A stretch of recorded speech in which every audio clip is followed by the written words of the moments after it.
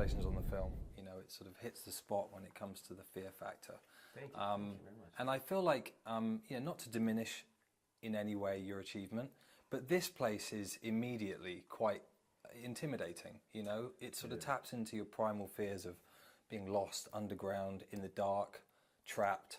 You know, how did you sort of feel about what this place could offer you in terms of a canvas to? Well, you know, sort of our goal in life is to really try and do as little work as possible. And so if you find a space like this, it does so much of the scaring for you. And then you get, you know, we're lucky enough to get these wonderful actors who could really sell the scenes. And you know, the combination of those two things, really, the heavy lifting is done. Like, I mean, this space is something.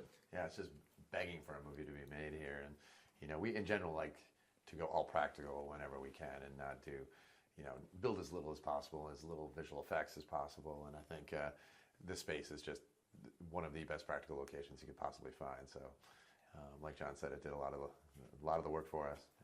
And just for an uninitiated, you know, viewer, how would you describe the catacombs? I mean, what are they, and what did they sort of lend to you in terms of opportunities to you know, to tell this story?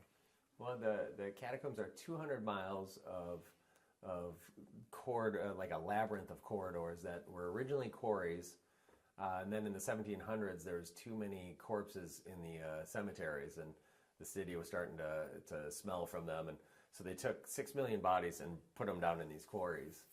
And so it's, you know, it's got this history that, you know, these spaces were dug out in the 1300s, and you know, you can find graffiti here from, you know, the 1600s and 1700s, and you can you know, in from, you know, modern teenagers, and it's you know, there's cinema. There was apparently a cinema down here. There's like raves, and you know, there's a real underground kind of element in this really ancient historical space. Yeah. And you know, within that, you've built and told a very substantial story. You know, drawing on all kinds of sort of history and, you know, aspects of people's life that will resonate with an audience. Can you tell us a little bit about, you know, Scarlett's journey and what she's trying to do, you know, with this group of characters that she sort of gets involved in? Mm-hmm. Well, they're searching for the Nicholas Flamel's lost Philosopher's Stone, and the Philosopher's Stone, I think, to her symbolizes kind of a guarantee that the people she loves will stop dying. You know, it promises eternal life, and she's seeking something outside of herself that she feels will sort of fulfill her in her life, and what she needs to go forward. And as she goes, you know, we really like the idea of a journey being, you know, searching for something outside of yourself that you realize may not be as distant from yourself as you initially anticipated. I think the second part of it too is that her father was a preeminent alchemist and had spent his life searching for the same thing, and he had been, you know, ridiculed by, you know, more traditional science and was considered crazy. And so her, you know, one part of her mission was to prove that her father wasn't crazy and, you know, somehow find a way to obtain the unobtainable. Mm-hmm. And within that, she drags in her ex-boyfriend. You know, typically, what a way to get him back. You know, I don't want to go down there. Shut up. And you know, within that relationship, you really get to sort of, you know, empathize and sort of feel the you know, the personality and the sort of fears and inhibitions of these characters.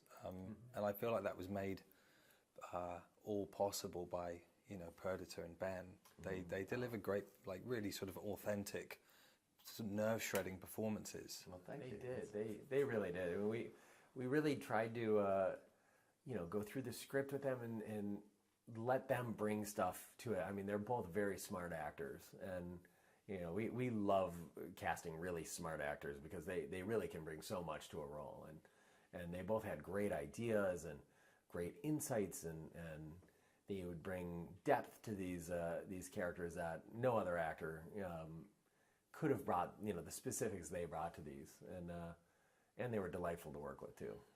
Yeah, this movie had the freedom for us as filmmakers. It had the freedom to kind of cast the best actors for the role, and you don't always have that freedom just as a total wide open field. And so we read so many people for Scarlett and George, and Perdita and Ben were just far and away the two best. And not every great actor can act in this style of filmmaking in a documentary found footage way. It's very specific, and I think audiences have a lot more scrutiny when it comes to performance in this style of filmmaking. So it really takes a special actor to be able to pull it off.